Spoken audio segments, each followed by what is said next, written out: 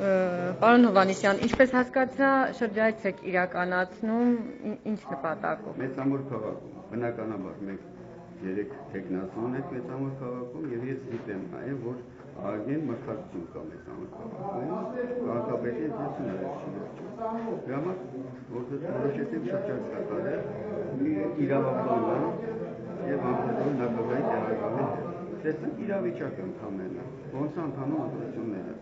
Առայժմ լուրջ միջադեպեր չկան, դիմում բողոքներ չունենք։ Նախորդ ընտրատեղամասերում արդեն եղել եք, բոլոր մյուս 4 ընտրատեղամասերում առաջինը, այ վերմուտքը շատ ժամանակին էր, այսպես ասեմ, այդ խնդրի հետ կապված, թյուրիմացության հետ կապված, ինչպես եք գնահատում եւ ինչ պիտի արվի։ Կատարվելացի բար պիտի արձանագրվի, միանշանակ։ Պետք է կազմվի արձանագրություն։ Ես որպես նախագահ պետք է արձանագրվի։ Շնորհակալություն։